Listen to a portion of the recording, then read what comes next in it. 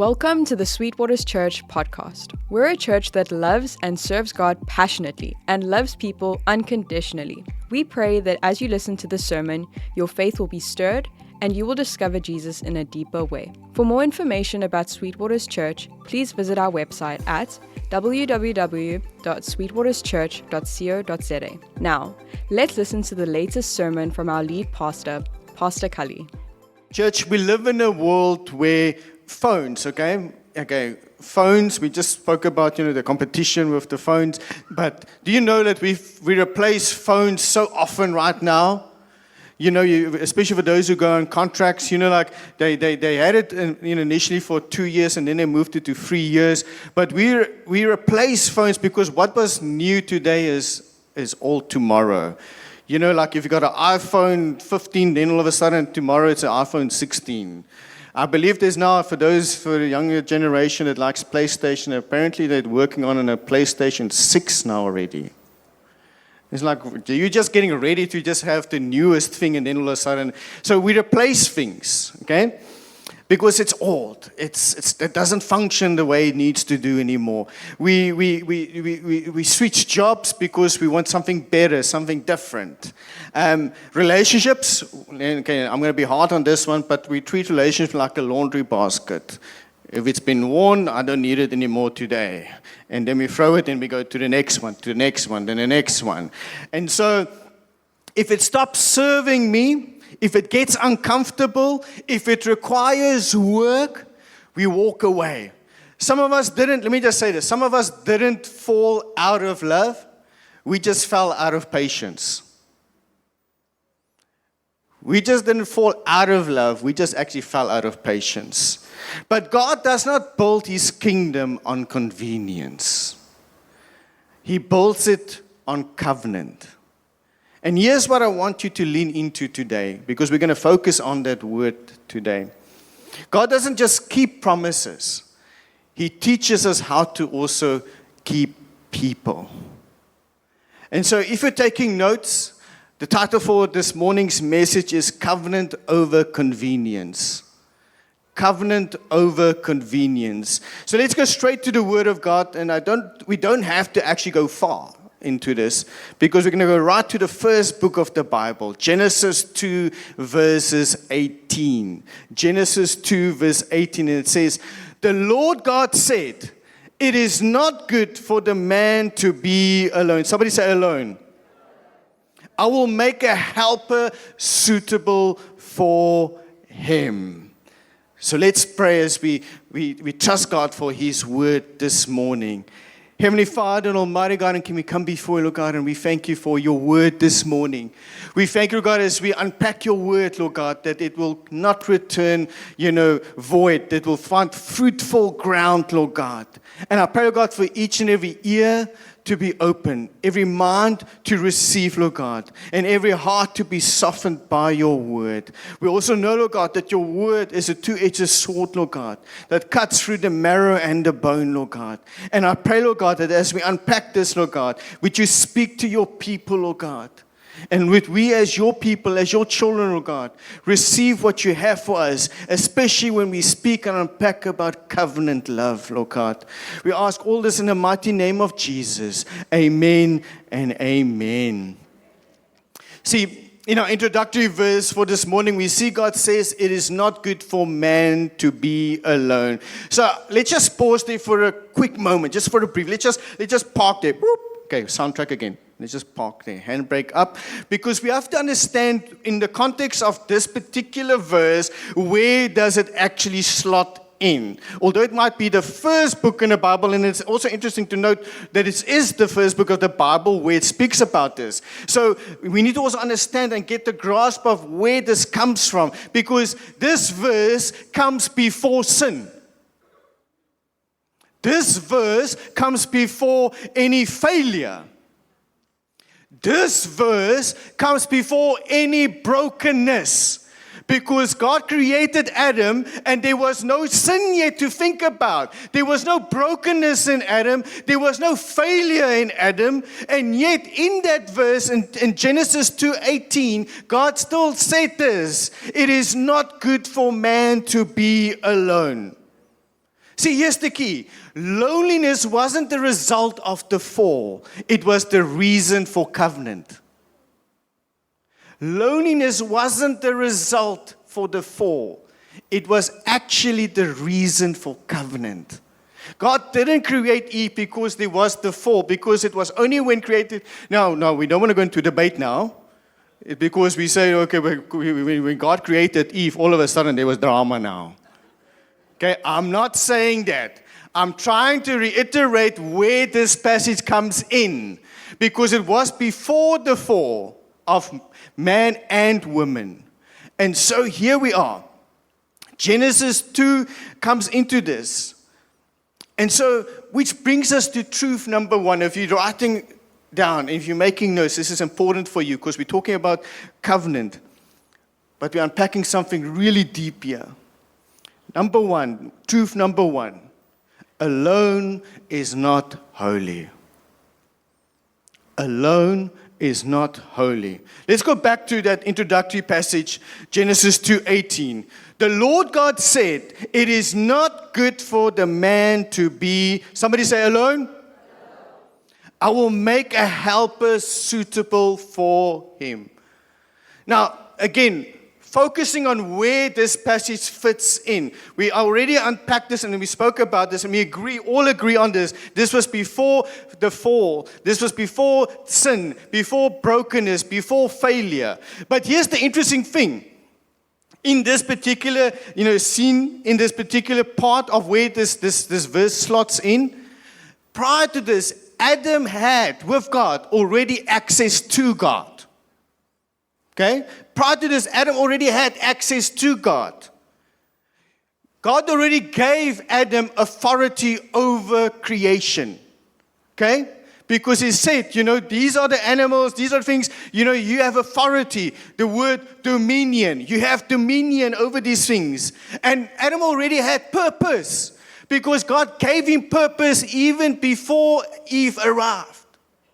So God said to him, you have a purpose in the garden. And yet,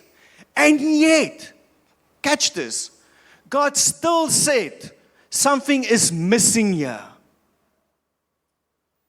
Even with Adam having authority, even with Adam having, all these things in his life, being, spending time with God, having purpose, God still said something is missing here. You know what this tells me? You know what this tells me? It tells me you can have calling without companionship and still be incomplete. You can have calling without companionship and still be incomplete. Now, this word, when it says, when we go into that word and we unpack that word, when it says it is not good, that word good, okay, is not an emotional good. Okay? When God uses that word, it's not in an emotional, not like, on a hot day like this, it's good to have an ice cold Coke. It's so good. God is not using that word good as in an emotional context. He's actually using it as functional. It's functional good. So what does it mean? It's meaning Adam can be functional. He can have function, but he cannot flourish. He can have function, but he cannot flourish. Because remember, God says it's not good.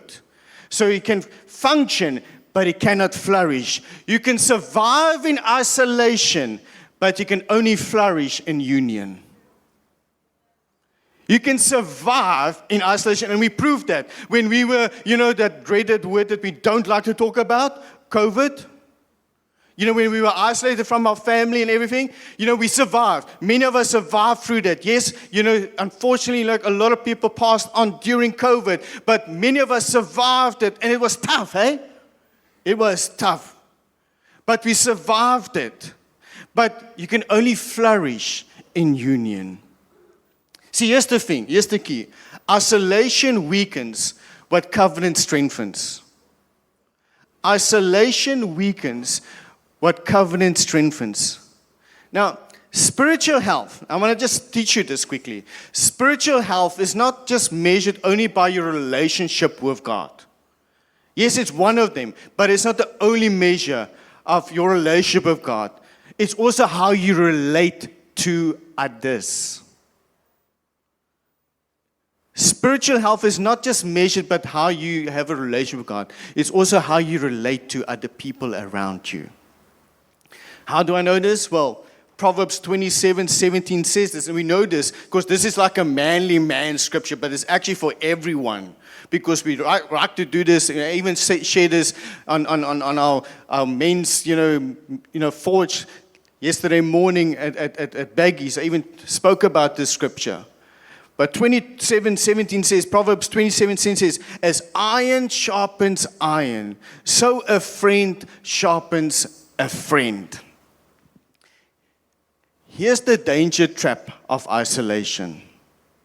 The danger trap of isolation. We disguise isolation under independence.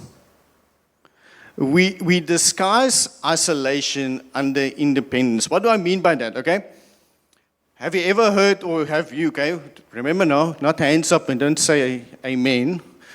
Just think about it now quickly. If you have said this before in your time, when somebody, chatted with you, I've got this. I don't need anybody. I've got this myself. Or have everybody ever said, I'm fine? Okay, maybe not in that tone, but many people, you ask them, how are you doing? I'm fine. How are you doing? I'm fine. And then you keep on asking, and every time they just, I'm fine. Now, here's the thing. That sentence right there, I'm fine, is the most dishonest sentence in modern Christianity. Let's be honest. Because many of us, when we are having a conversation, somebody asks you, how are you doing? I'm fine. But deep inside, you know you're not fine. But you don't want to sit and chat now about the problem. You don't want to chat with the person because you want to be in isolation. Some of the other children will get it later. But here's the thing. We don't want to be with a group of people. We just want to be our people. We just want to be ourselves. And so we don't want to deal with the question of how are you doing? Oftentimes I actually ask people when I say the follow-up question with I'm fine is, how are you really doing? Because it almost becomes like second to nature that we just, we just automatically use that sentence. When somebody asks us, how are you doing? I'm fine. I'm fine. But we know that we are not really fine. And so many might argue and say, but I don't need people. Because that's sometimes what we do. We say, I don't need people. I've got this. I can do it on my own. I've been dealing with this for how long on my own? I've been hurt. I'm struggling with relationship. So I would rather just be on my lonely, lonesome. I don't need people around me. I don't need people to help me. And many of us will then make it even spiritual because we say, I'm alone. I can manage my own, but I've got God. It's just me and God. I don't need people. I've got God with me. And so we almost spiritualize this. Now, let me just say this quickly. Intimacy without accountability eventually turns into self-interpretation. Intimacy without accountability eventually becomes self-interpretation. What do I mean by that? Well, isolation doesn't necessarily silence God's voice instantly. It slowly lowers the volume. It lowers the volume. It's not that you stop hearing God when in isolation. You just stop being corrected. Because when there's no accountability between you and man, between you and your friend, between you and your spouse, between somebody that you trust in a relationship, there's no longer accountability. You might say, but it's just me and God. But all of a sudden, in that isolation period, the longer that isolation period carries on, the less and less you will hear from God because you're starting to mute that word. You're starting to mute that accountability because you don't want to be corrected anymore. See, when you are in that relationship, but it's just you and God, let me just say, there's nothing wrong with that. Even Paul speaks about it, but there's still accountability partners that you have to have with you. Because when we talk about this, I'm not just directing it to you need to get married. I'm not just talking about you need to get, somebody that you're getting married to. That's not what I'm saying. I'm talking about also covenant relationships. I'm talking about somebody that you can hold into accountability, that you have an accountability for that person has got accountability over you. Now, whether it's a spiritual, friend, a spiritual partner, whether it is somebody, even your spiritual overhead here in regards to your pastor, leaders, you have to have accountability. Because when we have this idea, it's just me and God. Like I said, the longer we have in that relationship, your own voice starts to sound like God's voice. Because then all of a sudden you're like, I think God is saying this. I think God says it's okay to do this. I think God says it's okay to carry on with this sin. I think God says okay. Then all of a sudden you're justifying something that you know is wrong. But you choose not to be accountable. You choose not to be disciplined because I'm in isolation. I don't need to be proved that I have to go in a different direction because I've got God. But meanwhile, all you've done is actually, you've lowered the voice of God because you don't want to hear that you actually are stepping out of what He's asking you to do. Are you still with me? Because I feel like a lot of people are silent at the moment. Notice what this text doesn't say. Okay? That Proverbs 27:17 doesn't say. It doesn't say as iron sharpens itself. As iron sharpens itself. It doesn't say that. It says iron sharpens iron. Nothing sharpens in isolation. It only rusts. Nothing sharpens in isolation. It only rusts. And if you're living in Durban, I said to the guys yesterday, if you're living in a coastline, guess what? Even plastic rusts. And so if you're in isolation, you stay in isolation for long enough, you will never get sharpened. You will only rust off. And it's not good for you because you have to be sharpened in the kingdom. The most sincere believers drift when they stop being sharpened.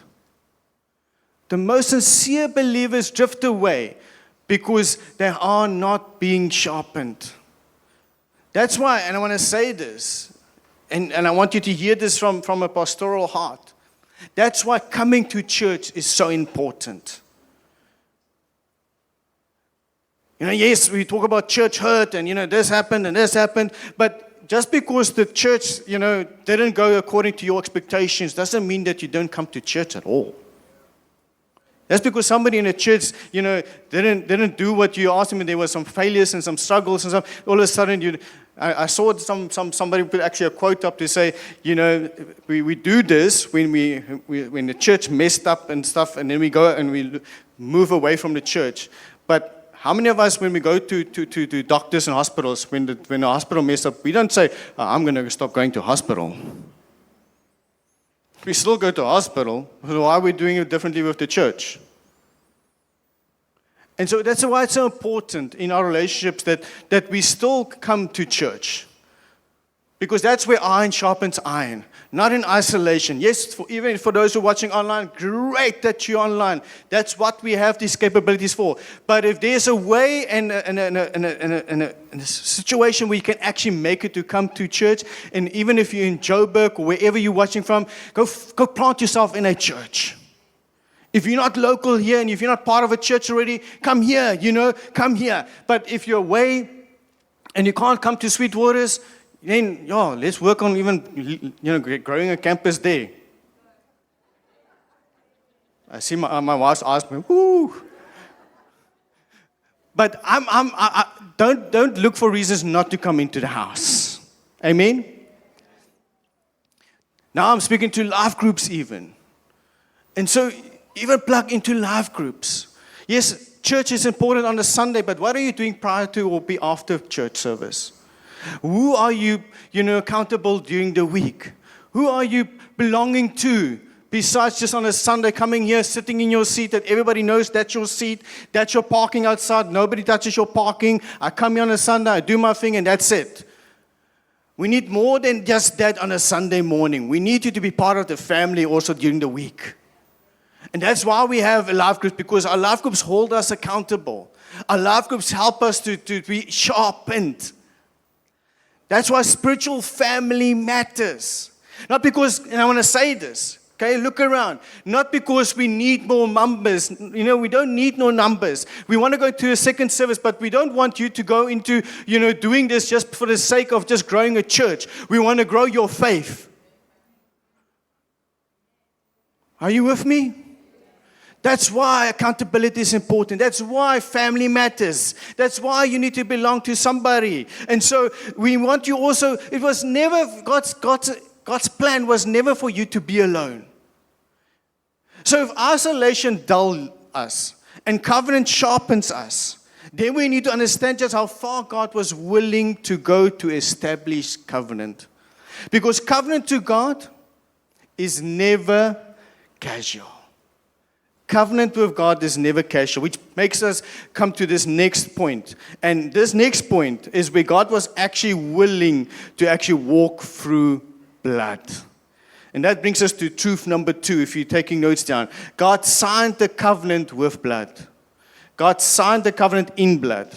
Genesis 15:9-18 says, and this is an interesting passage here.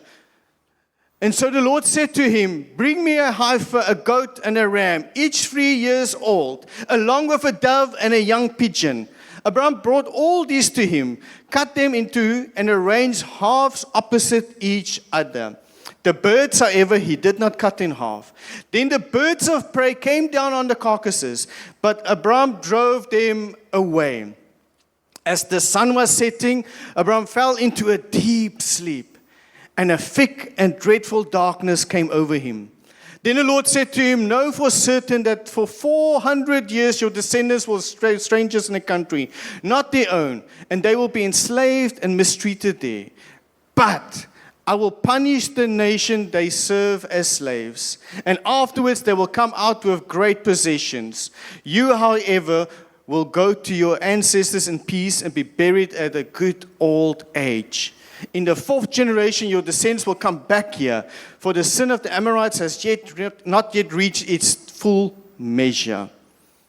Verse 17, when the sun had set and darkness had fallen, a smoking firepot with a blazing torch appeared and passed between the pieces. On that day, the Lord made a covenant. Okay, there's that word covenant with Abraham and said, to your descendants, I give this land from the Wadi of Egypt to the great river, the Euphrates.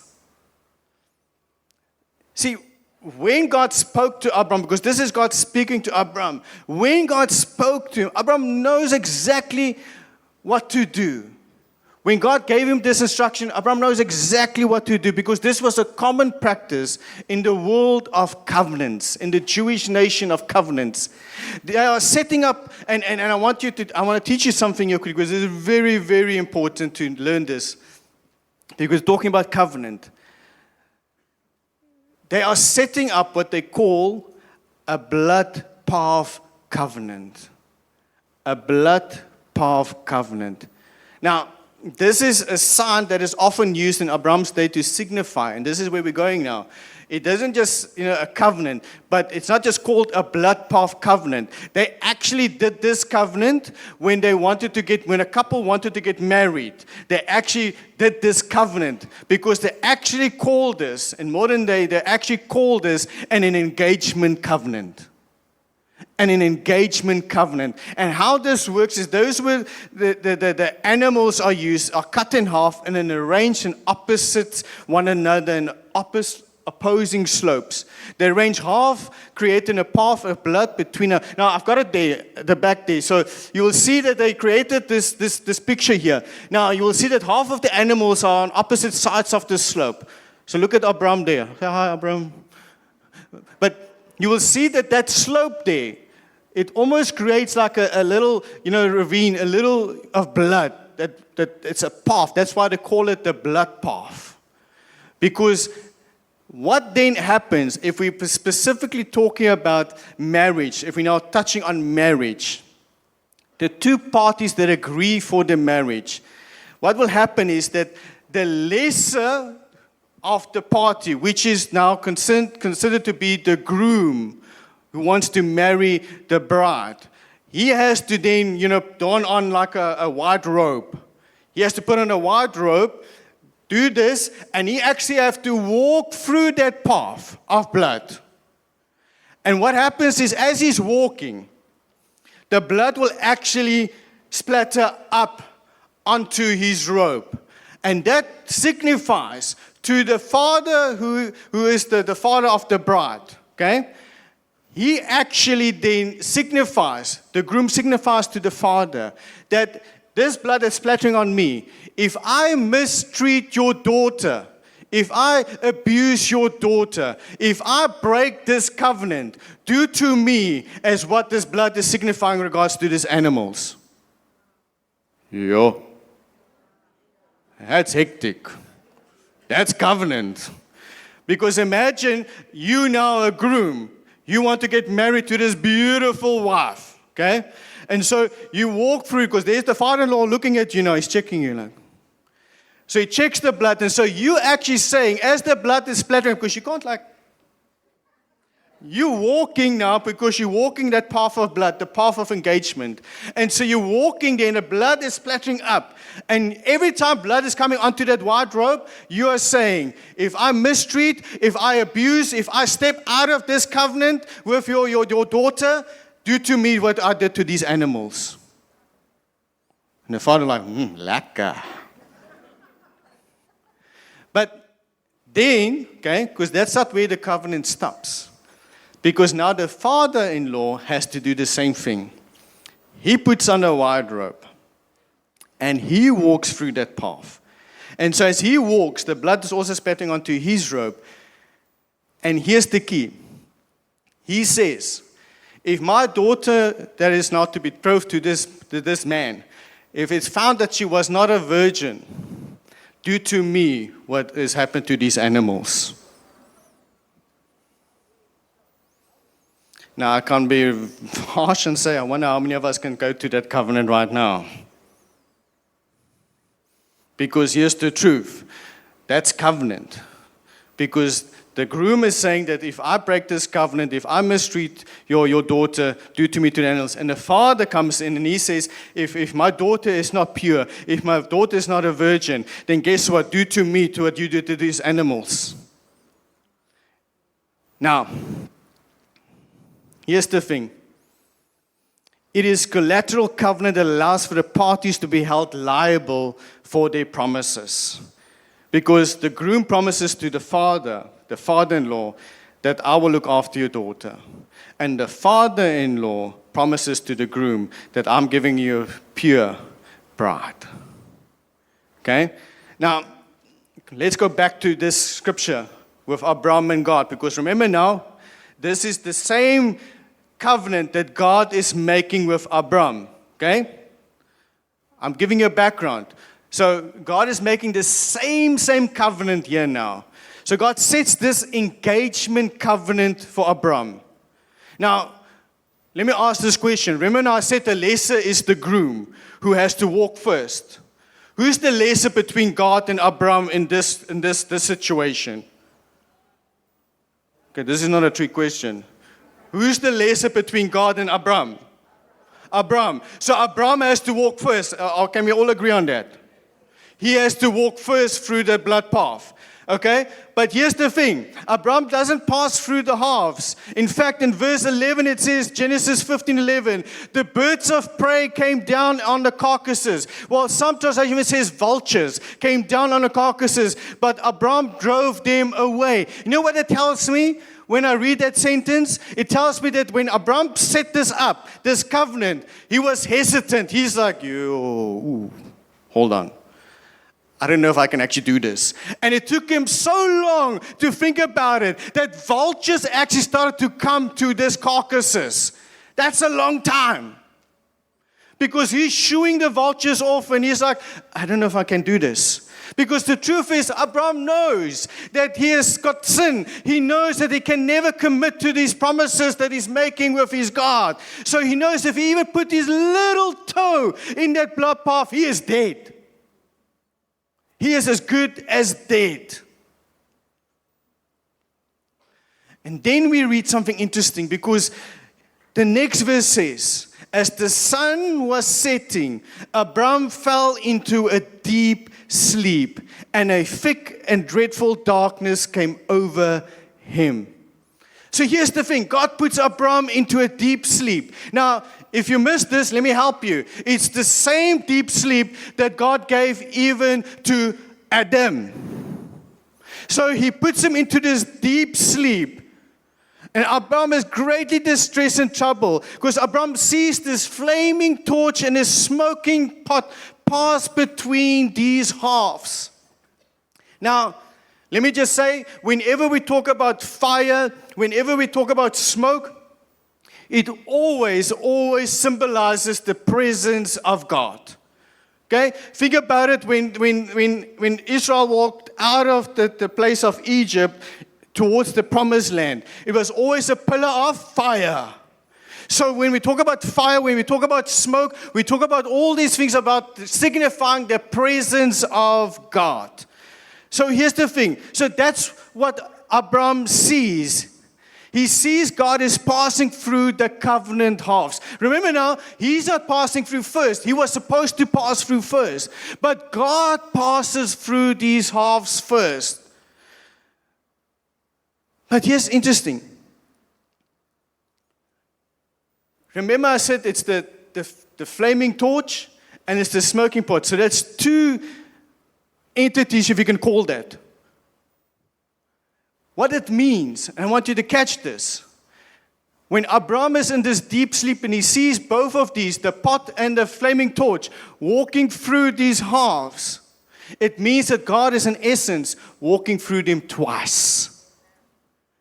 Not once, but twice. Now you might be asking, because maybe you are like me and you do a little bit of research and you wonder, why would God do this twice? Because he's doing it on behalf of Abram.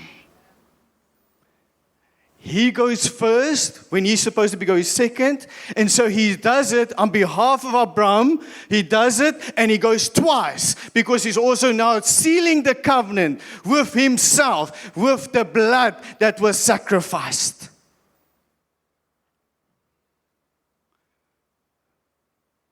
Because he says,